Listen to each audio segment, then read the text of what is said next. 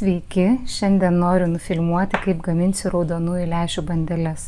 Turiu iš mirkytų ir sudaigintų raudonųjų lęšių. Ėmiau 3 puodelius sausų, 3 stiklinės sausų. Turiu 2 arbatinius šaukštelius svogūnų granulių ir česnakų granulių. 1 didelę skiltelę šviežio česnako. Ir druskos Himalajų turiu ir linų sėmenų, vandenuko. Matysiu, kiek man reikės ko. Tai va, pirmiausia, susibersiu ir pasiruošiu tešlą. Kol tešlą ruošiu, jau yra įjungta orkaitė ant 200 laipsnių temperatūros. Suberiu į smulkintuvą su smulkinimo peilis raudonosius lęšius. Beriu česnakų, svogūnų granulės. Dedu česnaką. Čia man reikės maždaug apie 1,5 arbatinio šaukštelio druskos. Dar po to paragausiu. Ir pirmiausia, supilu visą stiklinę vandens. O po to žiūrėsiu, ar dar reikės. Sutrinsiu lęšius, pabaigoje jau dėsiu maltus linų sėmenis. Pradžioje ant mažesnio greičio, po to didinsiu.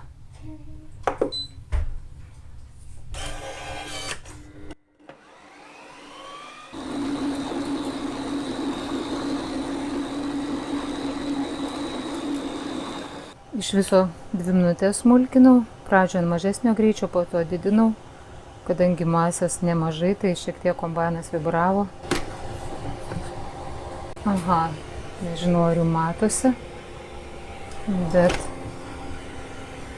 va, nenubraukiau nuo sienelių. Visada pačioj pradžioj, iš tikrųjų, papalaukus kažkiek reikėtų sustabdyti ir nubraukti, nes vis tiek dalelė lieka pakraščiukuose nesuplakta.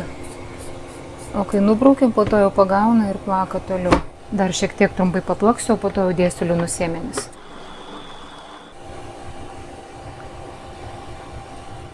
Paragauju šiek tiek masę. Ar užtenka druskos, ar užtenka prieskonių. Iš principo, kai suplaksiu su linų sėmenim, tada dar paragausiu kartelį. Dabar beriu puoduką stiklinę maltų linų sėmenų. Išplaksiu ir žiūrėsiu, kaip konsistencija, ar užtenka tirštumo.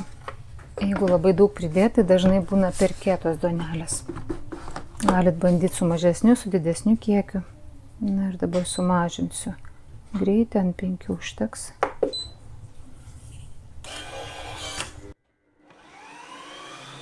Vandens sunaudojau 1,5 stiklinės, druskos 1,5 arbatinio šaukštelio, o maltų linų sėmenų 1 stiklinė. Dabar atsinešiu skardą ir formuosiu bandeles. Va, kokia tešla. Į skardą įsidenkite arba kepimo kilimėlį nelimpantį, arba popierių kepimo. Tešla va tokia. Dabar žiūriu, gal galėtų būti ir skystesnė.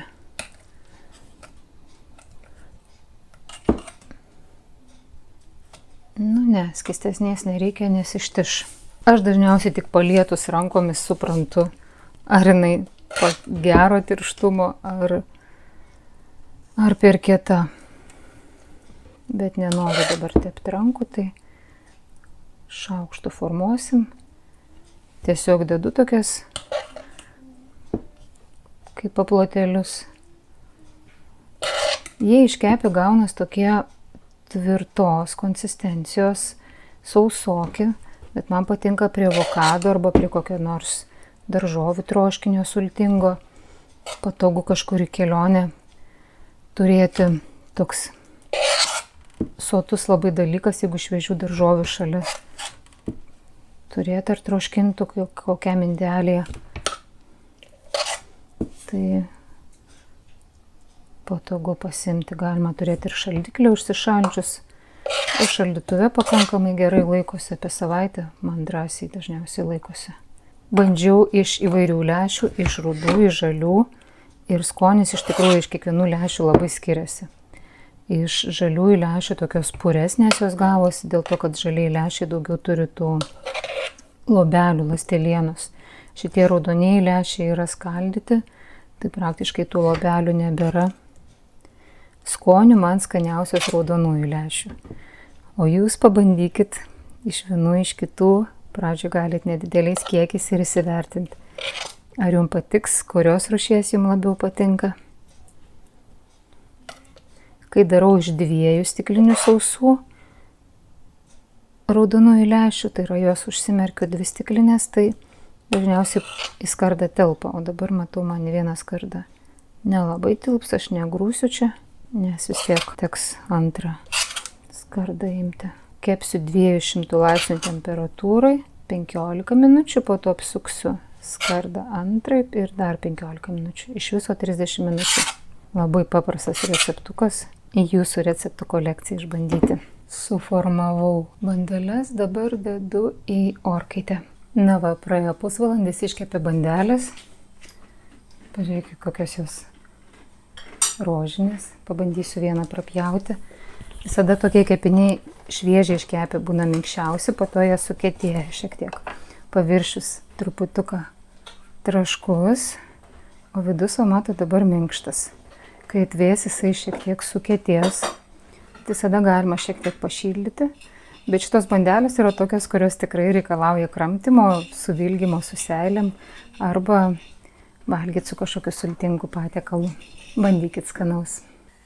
Na va, sudėjau bandeles lęšių, iš viso gavosi vienoje skardoje 16 ir kitoje skardoje iš viso 26 bandelės.